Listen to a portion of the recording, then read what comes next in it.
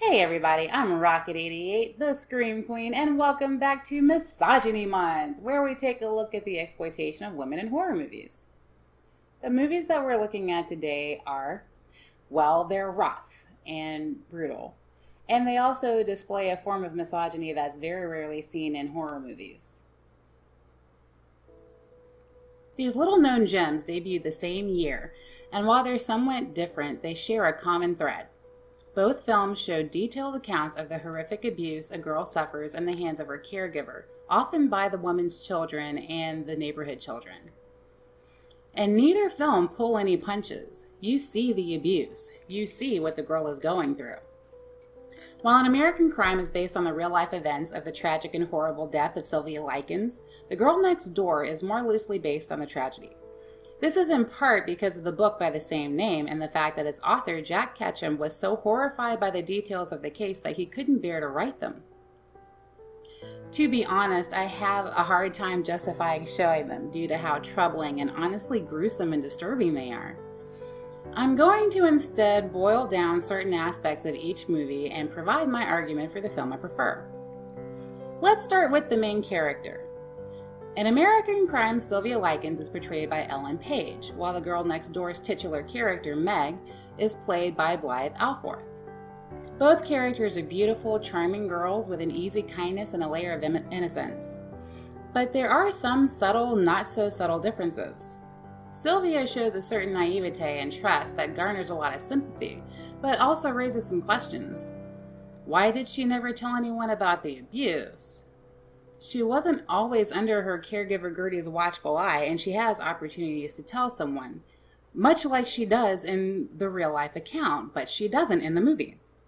Meg, on the other hand, does tell the police and David, the neighbor she befriends, but it does nothing, lending to a theme in the movie that we'll look at later. And now the supporting cast. In An American Crime, you get the idea that the neighborhood kids take part in Sylvia's abuse due to boredom, and those of Gertie's children who participate do it due to spite. You see Gertie floating through some of the events as though she's in a fog, giving passive permission for the kids to hit and kick Sylvia, even burning her with cigarettes. There's also Ricky, played by Evan Peters, who gives us the vantage point of we the audience. He's a counterpart to the other children in the film, and I have a problem with that, but I'll go into that later. The supporting characters in The Girl Next Door have a slightly different motivation. The neighborhood boys see Meg's caretaker Ruth like one of the guys, and because she's the adult, she is a leader for them. Not an authority figure, more like the captain of the football team, so they're seeking her approval. Ruth's sons are as sick and loathsome as she is, so it stands to reason that they wouldn't have any problem with torturing poor Meg if their mother said it's okay to do so. Our relative character in this film is David, played in the movie by Daniel Manch. He's a purely fictional character who has a crush on Meg and tries to defend her throughout the film. And let's not forget the protagonist's little sister in the two films. We get Jenny in American Crime, played by Haley McFarland, and the girl next door's younger sister is Susan, played by Madeline Taylor. Both girls suffer a crippling affliction of some kind, and you start to understand a little of why both Sylvia and Meg take the brunt of the abuse on their younger sister's behalf.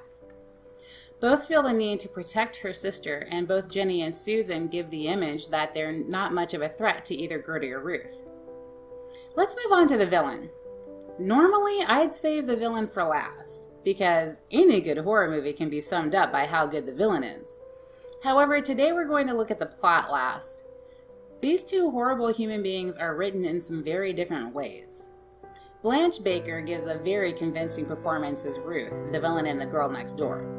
Ruth is cold, mean-spirited, and threatening. It's obvious from the beginning that she has it out for Meg out of jealousy, and she doesn't hold back in her cruelty towards her. She humiliates Meg several times in front of the neighborhood children, calling her a delicate lady. Since all the boys inherently take their cues from Ruth, it very quickly dehumanizes Meg, making the narrative of the plot more convincing. Catherine Keener's Gertie, Sylvia's nemesis in An American Crime, is very different. She's frail, sometimes drugged, desperate, abused. She garners a lot of sympathy, and therein lies the problem with the way the character is written. Actually, it underlines a few problems. Like, 1, why in the hell would you make this person sympathetic? Who would want to identify with her besides the Marquis de Sade? 2, she flips back and forth between being gentle towards Sylvia and showing total hatred towards her. You could argue that it makes her the more chilling because you never know when she's going to switch.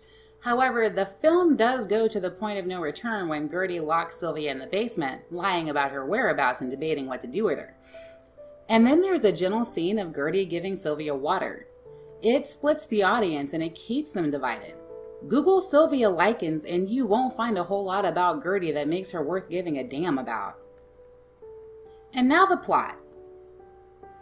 Both movies have the same inherent plot, but the differences in style, tone, and narrative are what make them distinct. An American Crime from the jump claims that this movie came from actual court transcripts, which I take issue with. It's like my distaste for the tag based on a true story. Texas Chainsaw Massacre was quote-unquote based on a true story, but it actually just drew from the inspiration of famed killer Ed Gein. This movie takes a lot of liberties with the way it depicts Gertie, Ricky, and Gertie's daughter Paula. Gertie and Paula are made very sympathetic, and maybe you don't relate to them as people, but you are invited to feel sorry for them, and I have a problem with that. And Ricky is very much painted as some kind of tragic hero unable to help the girl he loves. There are actual interviews of these people that you can listen to right here on YouTube that erase any doubt in your mind that these are anything less than horrific monsters. There are also some deceptive cheats in the narrative that make me question why they were ever written. The story is told solely from Sylvia's point of view, beginning and ending with an inner monologue by Ellen Page. And yet there's a plot point in the movie where Ricky helps Sylvia escape back to her parents. Don't worry, I'm getting to that.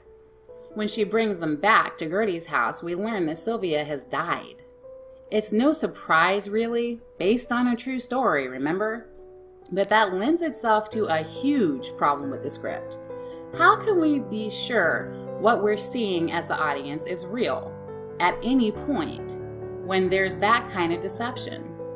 Was the scene in the basement real? Was the bottle scene real? I'm not showing that, and you'll thank me for it.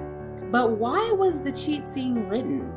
The audience is already split by the movie's sympathetic picture of Gertie. Having a red herring plot point just absolutely tears the audience in two. Also, Sylvia and Jenny are basically dropped in Gertie's lap by their father, Lester. Yeah, in The Girl Next Door, their parents had died and Ruth is the next of kin. In An American Crime, the father agrees to leave his children in the hands of a total stranger because he wants some alone time with his wife. Oh, and in reality, they had several other children. Some were grown and some were still school age. Yeah, sometimes the truth is stranger than fiction. Who leaves their kids to a total stranger? The plot of The Girl Next Door is less based on a true story, but there are very few questions as to how the abuse escalates, why the other children get involved, and why no one but David tries to do anything about it. I already talked about Ruth's motives and how spiteful she is towards Meg, and I've talked about the neighborhood children's involvement in Meg's torture and rape. The reason why no one of authority gets involved when Meg tells the police or even other neighbors is due to an archaic neighborly value throughout the 20s through the 60s and 70s that what occurs inside someone's home is not an outsider's business. People were accustomed to looking the other way if a spouse got slapped in the face in the yard, or if a child was crying too loudly in the middle of the night due to being hit too hard with a belt. While An American Crime touches on this with an off comment by a neighbor as Sylvia is heard crying and screaming when being thrown into the basement, The Girl Next Door really embraces this outdated moral and fleshes it out more completely. The plot depicts Ruth as a soulless and evil human being. There is nothing to like about her. Absolutely nothing to feel sorry for. The plot surrounding Gertie's actions is confusing and honestly pretentious.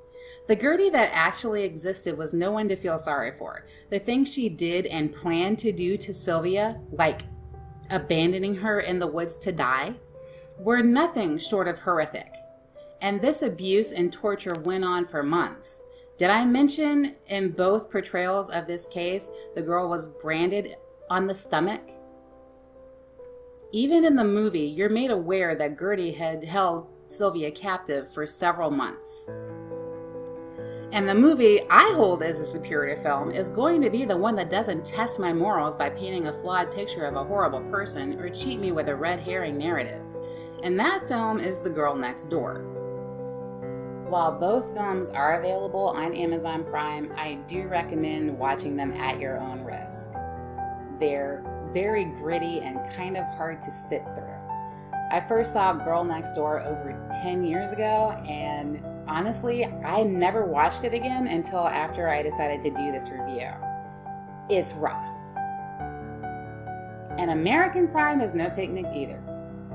Also, if you know of someone who is suffering from abuse, or if you're an abuse victim yourself, I do strongly encourage that you get help.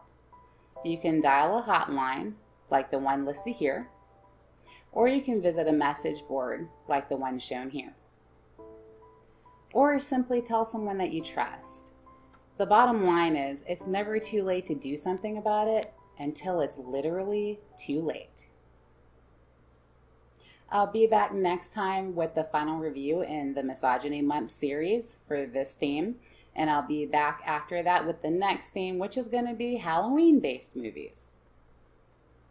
If you like the video, do use all your willpower to smash that like button. Have you seen these movies?